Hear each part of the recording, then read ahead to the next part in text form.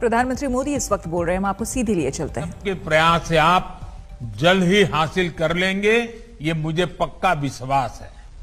साथियों, मैं गोवा की बात करूं और फुटबॉल की बात ना करूं, ऐसा नहीं हो सकता। फुटबॉल के लिए गोवा की दीवानगी कुछ अलग ही है। फुटबॉल का गोवा में क्रेज अलग है। फुटबॉल में चाहे डिफेंस हो या फॉरवर्ड, सभी गोल ओरिएंटेड होते हैं। किसी को गोल बचाना है तो किसी को गोल करना है। अपने अपने गोल को हासिल करने की ये भावना गोवा में कभी भी कम नहीं थी। लेकिन पहले जो सरकारें रही, उनमें एक टीम स्पिरिट की, एक पॉजिटिव वातावरण बनाने की कमी थी। लंबे समय तक गोवा में राजनीतिक स्वार्थ सुशासन पर भारी पड़ता रहा। गोवा में राजनीतिक अस्थिरता ने भी राज्य के विकास को हानि पहुंचाई।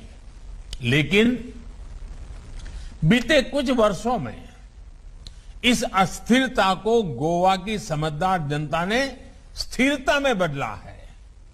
मेरे मित्र स्वर्गीय मनोहर पर्रिकर जी ने गोवा को तेज विकास के जिस विश्वास के साथ आगे बढ़ाया, उसको प्रमोद जी की टीम पूरी ईमानदारी से नई बुलंदियां दे रही है। आज गोवा नए आत्मविश्वास से आगे बढ़ रहा है। टीम गोवा की इस नई टीम स्पिरिट का ही परिणाम स्वयं पूर्ण गोवा का संकल्प है। भाइयों और बहनों, गोवा के पास एक बहुत समृद्ध ग्रामीण संपदा भी है और एक आकर्षक अर्बन लाइफ भी है। गोवा के पास खेत खलिहान भी है और ब्लू इकोनॉमी के विकास की संभावनाएं भी हैं। आत्मनिर्भर भारत के निर्माण के लिए जो कुछ जरूरी है वो गोवा के पास है। इसलिए गोवा का संपूर्ण विकास डबल इंजन की सरकार की बहुत बड़ी प्राथमिकता है। साथियों, डबल इंजन सरकार गोवा के ग्रामीण, शहरी और कोस्टल इंफ्रास्ट्रक्चर पर विशेष ध्यान दे रही है। गोवा का दूसरा एयरपोर्ट हो, लॉजिस्टिक हब का निर्माण हो, भारत का दूसरा सबसे बड़ा केबल ब्रिज हो, हजारों करोड़ रुपए से बने नेशनल हाईवे का निर्माण हो, ये सब कुछ गोवा की नेशनल और इंटरनेशनल कनेक्टिविटी को नए आयाम देने वाला है।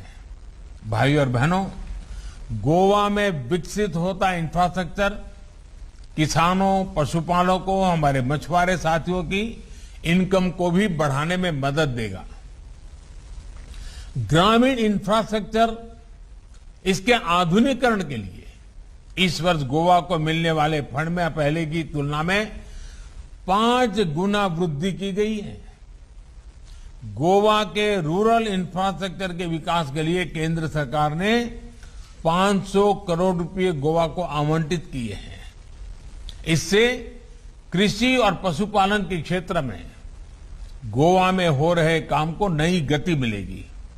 साथियों, किसानों और मछुआरों को बैंक और बाजार से जोड़ने के लिए जो योजनाएं केंद्र सरकार ने बनाई हैं, उनको जन जन तक पहुंचाने में गोवा सरकार जुटी है। गोवा में बहुत बड़ी संख्या छोटे किसानों की है। ये या तो फल सब्जियों पर निर्भर है या फिर मछली के व्यवसाय से जुड़े हैं। इन छोटे किसानों को, पशुपालकों को, मछुआरों को आसान बैंक लोन एक बहुत बड़ी चुनौती थी। इसी परेशानी को देखते हुए किसान क्रेडिट कार्ड की योजना का विस्तार किया गया है। एक तो छोटे किसानों को मिशन मोड पर केसीसी दिया जा रहा है। दूसरा, पशुपालकों और मछुआरों को पहली बार इसमें जोड़ा गया है। गोवा में भी बहुत कम समय में सैकड़ों नए किसान क्रेडिट कार्ड जारी किए गए हैं और करोड़ों रुपयों की मदद की गई है।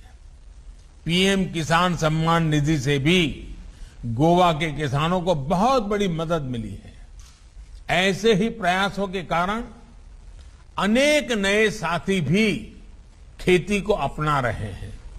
सिर्फ 1 वर्ष के भीतर ही गोवा में फल सब्जियों के उत्पादन में लगभग 40% की वृद्धि हुई है।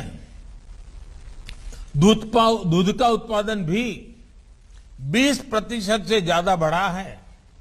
मुझे बताया गया है कि गोवा सरकार ने भी इस बार किसानों से रिकॉर्ड खरीदी भी की है।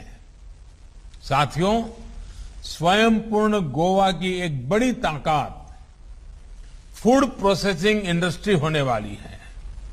विशेष रूप से फिश प्रोसेसिंग में गोवा भारत की ताकत बन सकता है। भारत लंबे समय से रॉ फिश को एक्सपोर्ट करता रहा है। भारत की फिश पूर्वी एशियाई देशों से प्रोसेस होकर दुनिया के बाजारों तक पहुंचती है। इस स्थिति को बदलने के लिए फिशरीज सेक्टर को पहली बार बहुत बड़े स्तर पर मदद दी जा रही है। मछली के व्यापार कारोबार के लिए अलग मंत्रालय से लेकर मछुआरों की नावों के आधुनिकीकरण तक हर स्तर पर प्रोत्साहन दिया जा रहा है।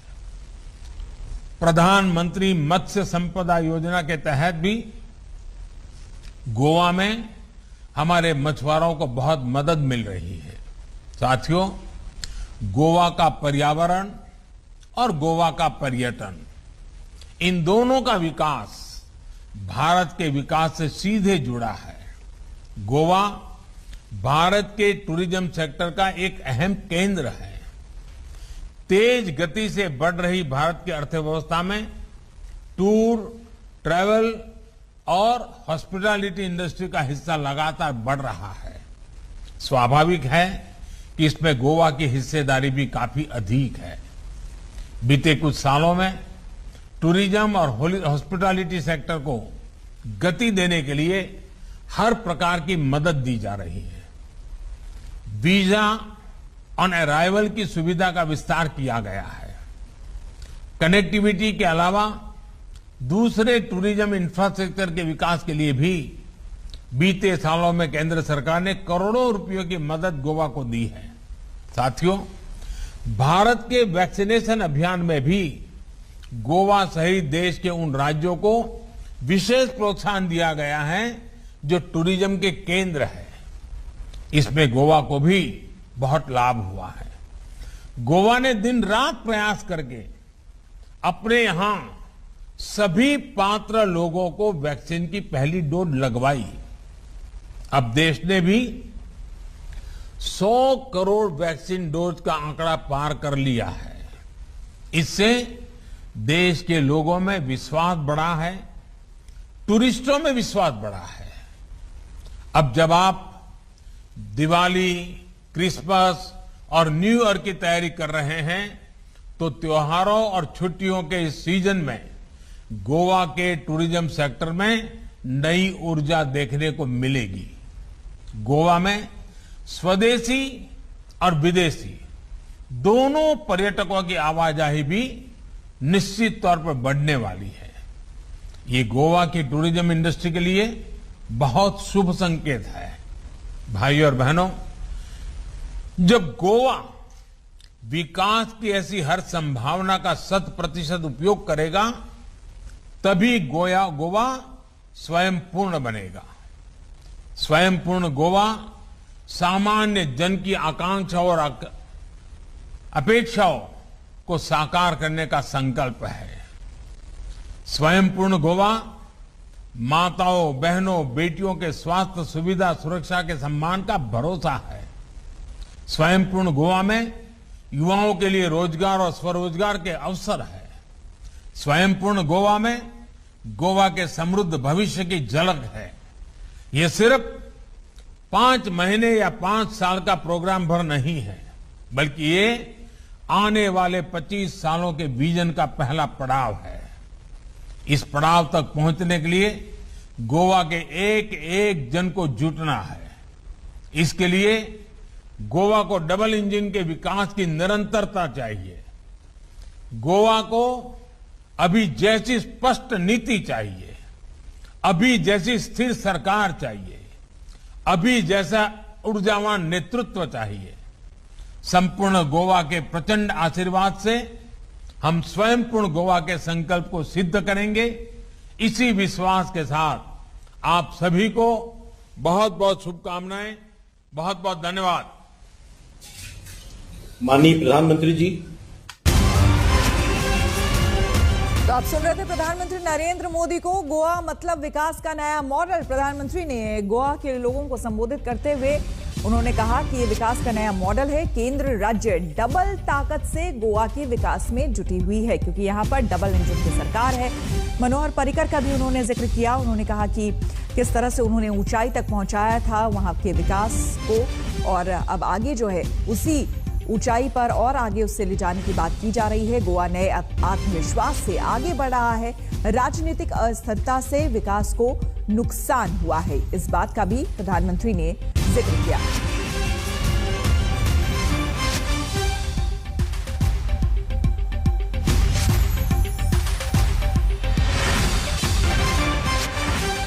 रुक करेंगे अगली खबर का। आपको बता दें कि यूपी में चुनावी राजनीति तेजी से गरमा रही है। राजनीतिक दल पूरी तरह एक्शन में दिख रहे हैं।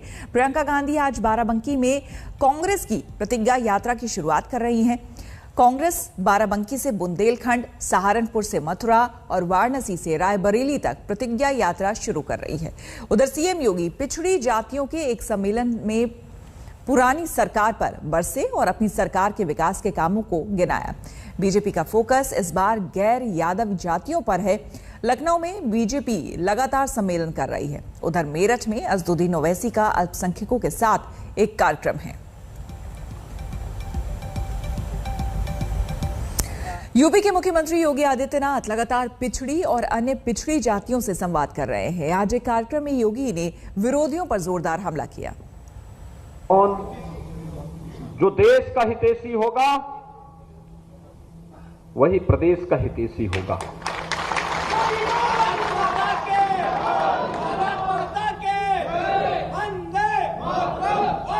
जो राम का द्रोही होगा वह आपका कभी हितैषी नहीं हो सकता, कभी नहीं।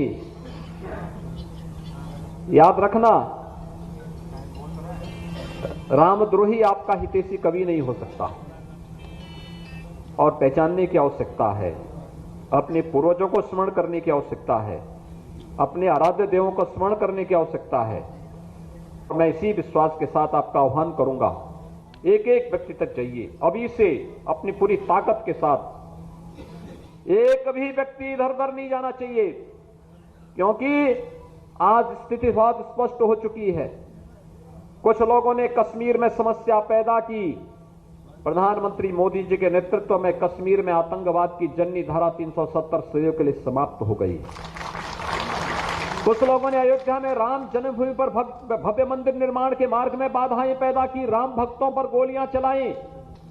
आज अयोध्या में केंद्र और प्रदेश में भारतीय जनता पार्टी की सरकार है, तो अयोध्या में भगवान राम के भव्य मंदिर के निर्माण का कार्य पूरी तेजी के साथ आगे बढ़ रहा है। आपको बता दें कि बाराबंकी में कांग्रेस की प्रतिज्ञा यात्रा की तैयारियां पूरी हो गई है। बस अब इंतजार है लखनऊ से प्रियंका गांधी वाड्रा ने बाराबंकी उनके पहुंचने का।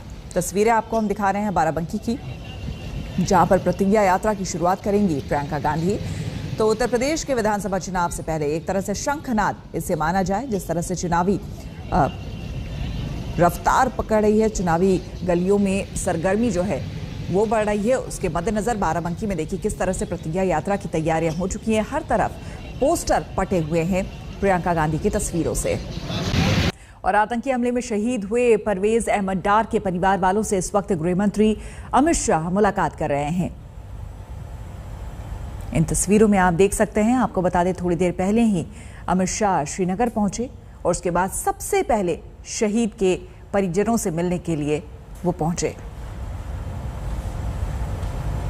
आतंकी हमले में शहादत दी थी परवेज अहमद डार ने, उनके परिवार वालों से मुलाकात कर रहे हैं। उपराज्यपाल भी यहां पर मौजूद हैं। लगातार पिछले दिनों में जिस तरह से टारगेट किलिंग देखने को मिली है जम्मू कश्मीर में, उसके मद्देनजर अमित शाह का यह दौरा कई मायनों में अहम है।